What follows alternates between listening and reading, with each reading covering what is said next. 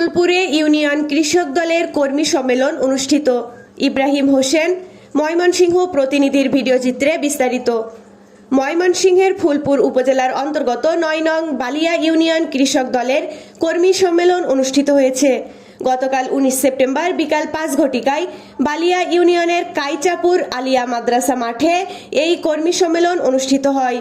উক্ত কর্মী সম্মেলনে বালিয়া ইউনিয়ন কৃষক দলের সভাপতি নাজমুল ইসলাম মাস্টারের সভাপতিত্বে ও সাধারণ সম্পাদক নুরুল আমিন এবং উপজেলা কৃষক দলের সাংগঠনিক সম্পাদক কাইসার ফেরদৌসের যৌথ সঞ্চালনায় প্রধান অতিথি হিসেবে উপস্থিত ছিলেন কৃষক দল কেন্দ্রীয় কমিটির সহসভাপতি, সাবেক এমপি ও সাবেক উপজেলা চেয়ারম্যান বীর মুক্তিযোদ্ধা আলহাজ অ্যাডভোকেট আবুল বশার আকন্দ।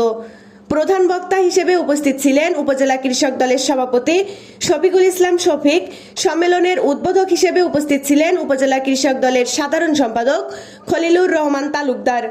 বিশেষ অতিথি হিসেবে উপস্থিত ছিলেন ফুলপুর পৌর বিএনপির সাবেক সহসভাপতি নজরুল ইসলাম মাস্টার, ঈশ্বরগঞ্জ উপজেলা কৃষক দলের সভাপতি অ্যাডভোকেট রফিক উদ্দিন, তারাকান্দা উপজেলার কৃষক দলের সভাপতি আব্দুর রশিদ সরকার, হালুয়াঘাট উপজেলা কৃষক দলের সাধারণ সম্পাদক আব্দুল হান্নান, ফুলপুর পৌর কৃষক দলের সাধারণ সম্পাদক আবুল হাসান মানিক।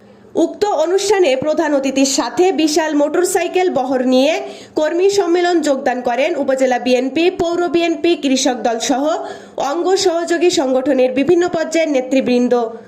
এতে নেতৃত্ব দেন উপজেলা বিএনপির সাবেক সমাজ কল্যাণ সম্পাদক ও ফুলপুর পৌরসভা নির্বাচনে মেয়র পদপ্রার্থী দেলোয়ার আহমেদ, উপজেলা বিএনপির সাবেক ধর্ম বিষয়ক সম্পাদক ও আগামী ইউনিয়ন পরিষদ নির্বাচনে ৫ নং ফুলপুর ইউনিয়নের চেয়ারম্যান পদপ্রার্থী আলহাজ শোয়েবুর রহমান সোহেল এবং উপজেলা কৃষক দলের সহ সাধারণ সম্পাদক এবং আগামী ইউনিয়ন পরিষদ নির্বাচনে ৮ নং রূপসী ইউনিয়ন পরিষদের চেয়ারম্যান পদপ্রার্থী ইঞ্জিনিয়ার বিল্লাল হোসেন প্রমুখ।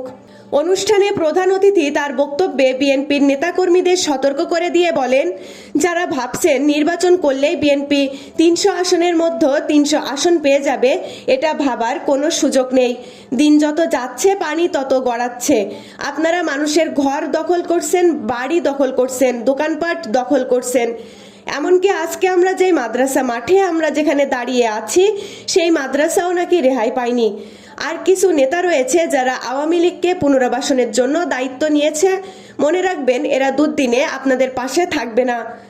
তাই এখনো সময় আছে, ত্যাগীদেরকে মূল্যায়ন করুন। স্বৈরাচার শেখ হাসিনাকে চিনতে লেগেছে ১৭ বছর, আর আপনাদের চিনতে ১৭ সপ্তাহ লাগেনি। তিনি আরও বলেন, বাংলাদেশে কিছু কিছু রাজনৈতিক দল রয়েছে যারা নির্বাচনকে বানচাল করার ষড়যন্ত্র করতেছে। তারা PR পদ্ধতি নামে একটা নতুন পদ্ধতি বের করেছে, আর এই ষড়যন্ত্রের বিরুদ্ধে আমাদের সকলকে ঐক্যবদ্ধ থাকতে হবে। আগামী নির্বাচন বিএনপির জন্য একটি বড় চ্যালেঞ্জ, তাই এ সময়ে ঐক্যবদ্ধ থাকার কোনো বিকল্প নেই।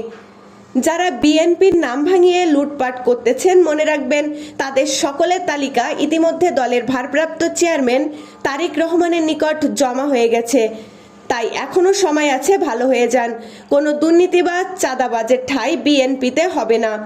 অনুষ্ঠানের শুরুতে কুরআন তেলাওয়াত ও জাতীয় এবং দলীয় পতাকা উত্তোলনের মাধ্যমে অনুষ্ঠানের শুভ সূচনা করা হয়। বাদ আসর মূল অনুষ্ঠান শুরু হওয়ার কথা থাকলেও দুপুরের পর থেকে বিভিন্ন ওয়ার্ড থেকে খণ্ড খণ্ড মিছিল নিয়ে দলীয় নেতাকর্মীগণ অনুষ্ঠানকে লোকে লোকারণ্য করে তোলেন। AB news desk report.